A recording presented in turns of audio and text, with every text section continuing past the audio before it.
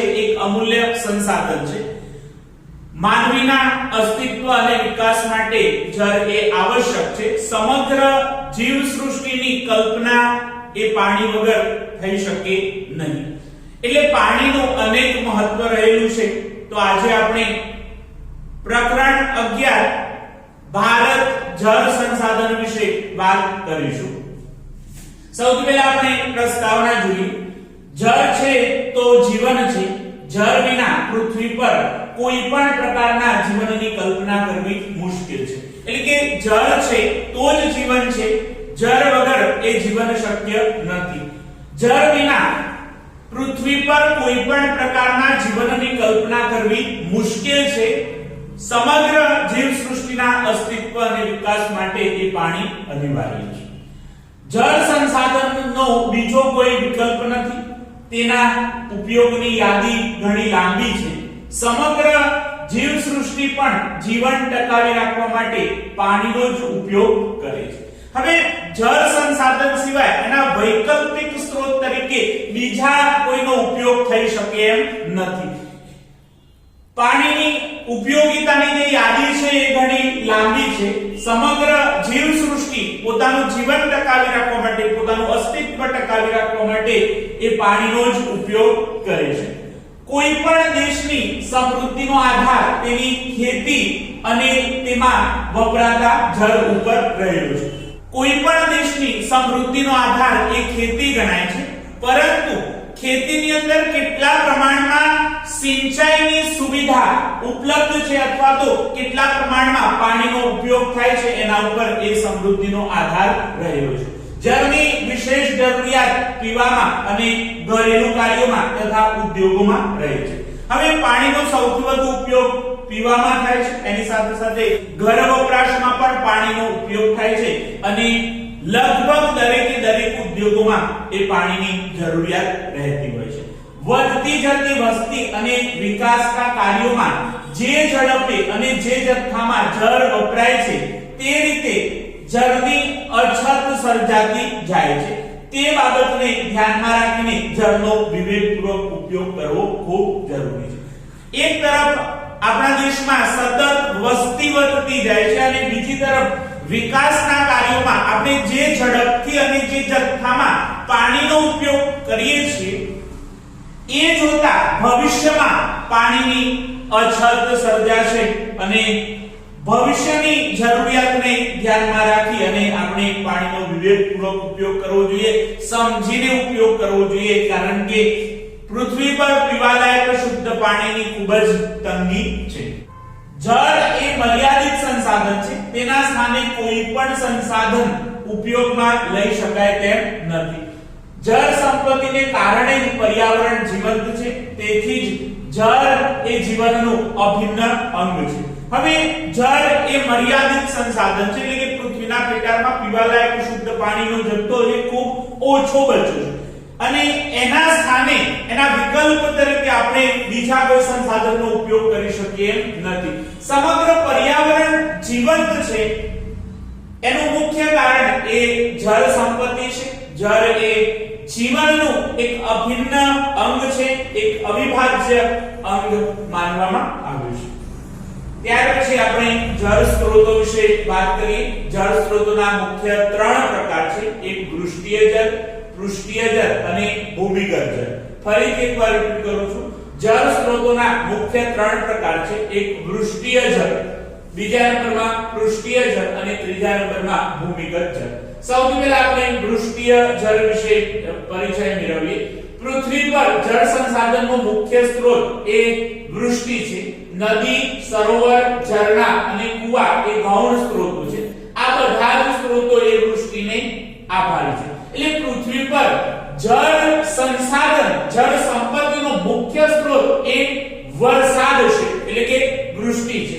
કારણ કે વરસાદ દ્વારા જ દરેક માધ્યમોમાં એ પાણી આવતું હોય છે. જેમ કે નદી, સરોવર, ઝરણા, કુવા એ સ્ત્રોતોની અંદર પણ એ પાણી સંગ્રહાયેલું છે, પણ એ વરસાદના આધારિત છે માટે એને ગૌણ સ્ત્રોત કહેવામાં આવ્યું છે. એટલે બધા જ સ્ત્રોતો એ વરસાદને આભારી છે. પૃષ્ઠીય જળ પૃથ્વીની સપાટી પરનું જળ નદી, સરોવર, તળાવ, સાગર, ઝરણા વગેરે સ્વરૂપમાં જોવા મળે છે તે પૃષ્ઠીય જળ છે. એટલે પૃથ્વીની સપાટીની ઉપરના ભાગની અંદર સચવાયેલું જે પાણી છે એને પૃષ્ઠીય જળ તરીકે ઓળખવામાં આવે છે. જેમ કે નદી, સરોવર, તળાવ, સાગર અને ઝરણાના સ્વરૂપમાં આ પૃષ્ઠીય જળ આપણને જોવા મળે છે. ત્યાર પછી આપણે ત્રીજા નંબરમાં ભૂમિગત જળ વિશે વાત કરીએ. મુખ્ય જળ સ્ત્રોતોમાં ભૂમિગત જળનું સ્થાન પણ અગત્યનું છે. એટલે કે ભૂમિગત જળ પણ એક અગત્યના સ્ત્રોત તરીકે ઉપયોગી છે. પૃષ્ઠીય જળના અવશોષણમાંથી ભૂમિગત જળ પ્રાપ્ત થાય છે. ભૂમિગત જળ જથ્થો એ અમર્યાદિત છે.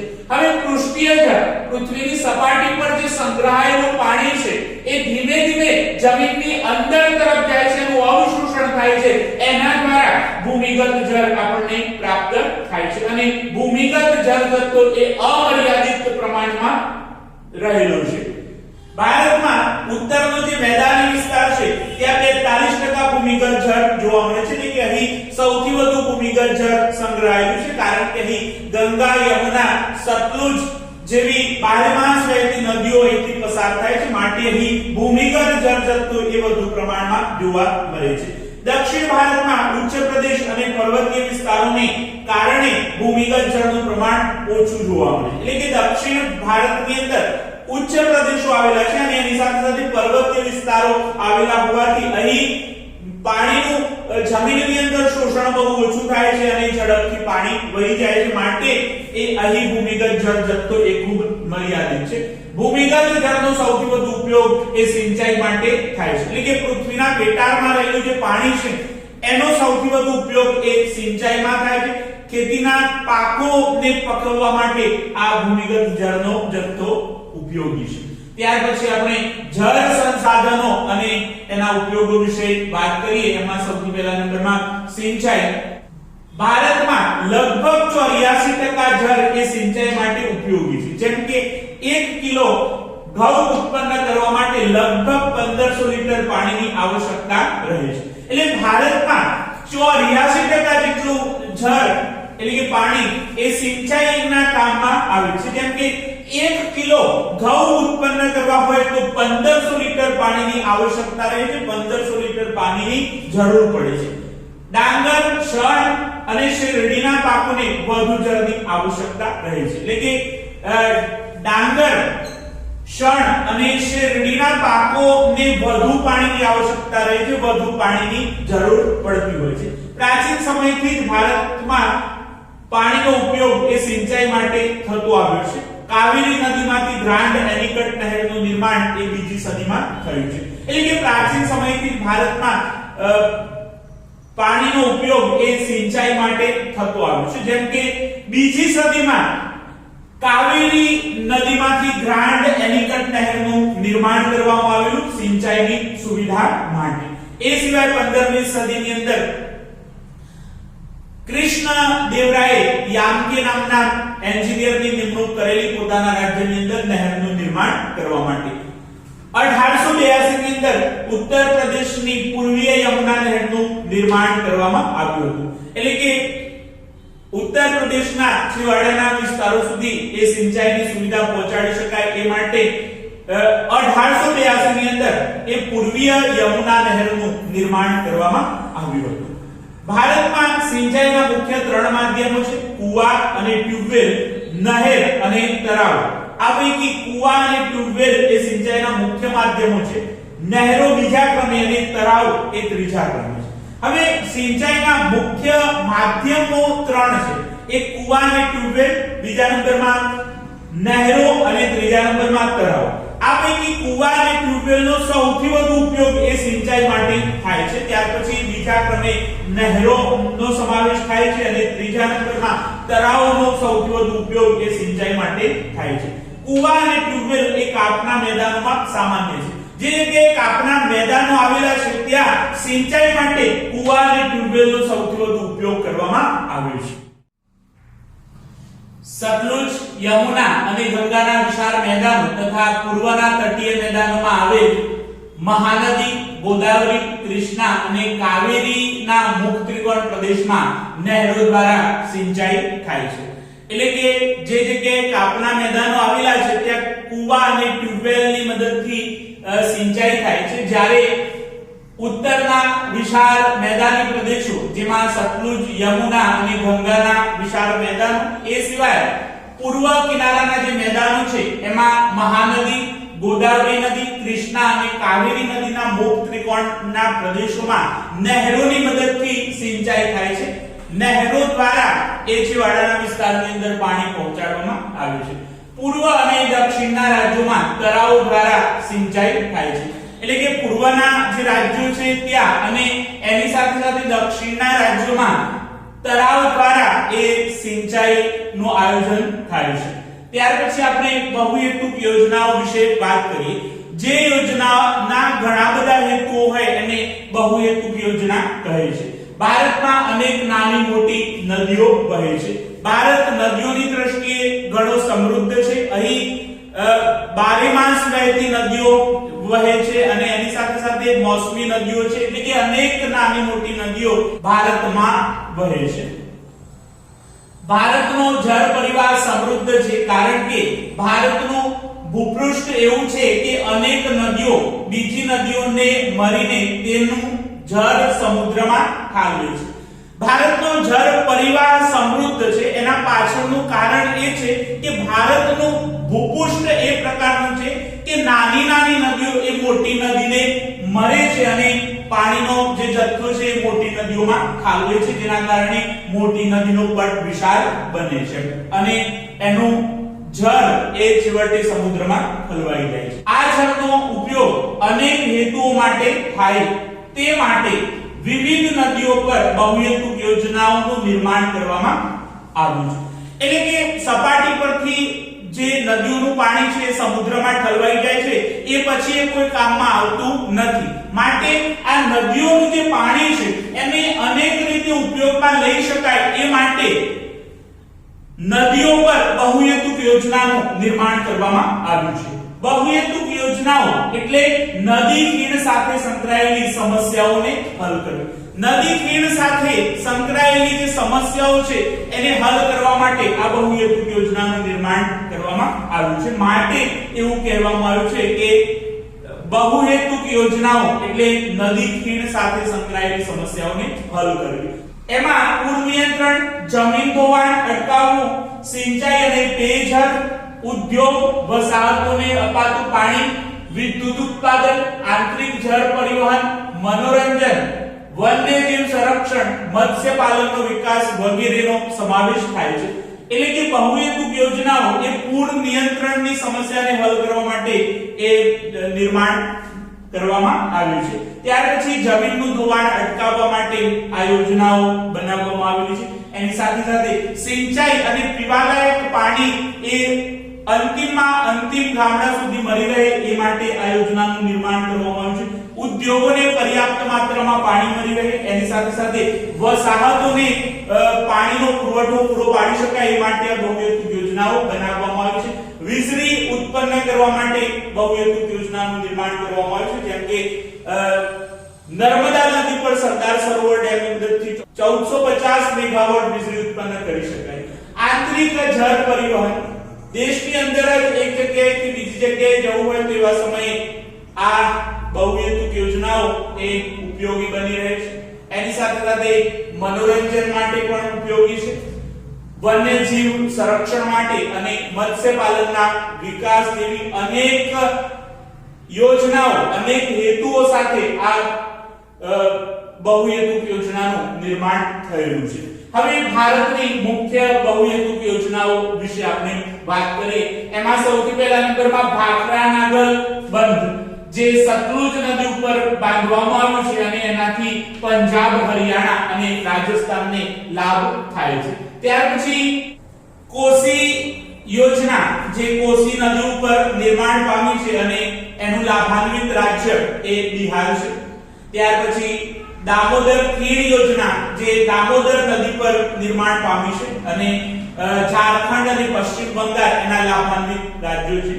હીરાકુંડ યોજના મહાનદી ઉપર આ યોજના નિર્માણ પામી છે અને ઓડિશા એનું લાભાન્વિત રાજ્ય છે.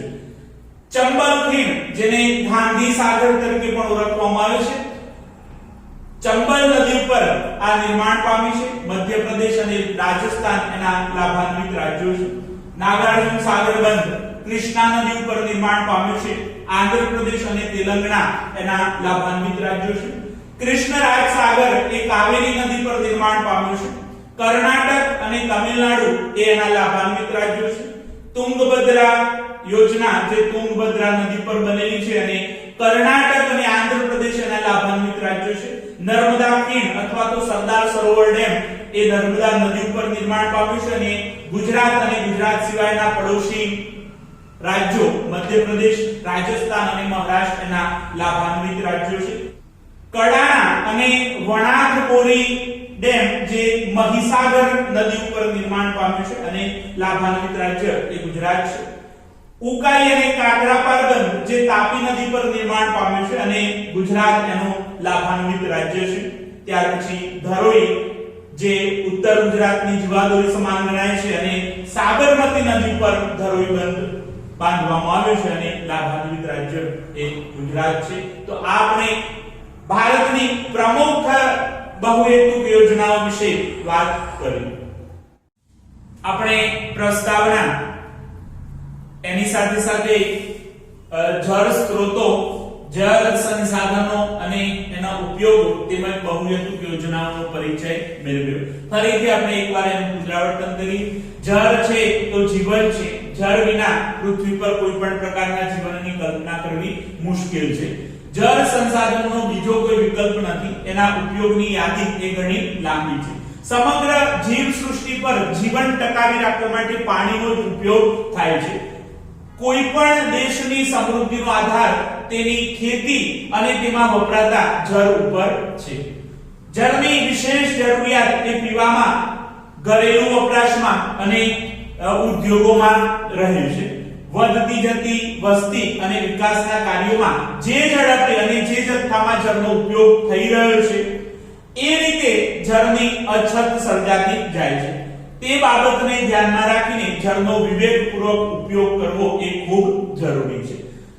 જળ એ મર્યાદિત સંસાધન છે. તેના સ્થાને કોઈ પણ સંસાધનનો ઉપયોગ થઈ શકતો નથી.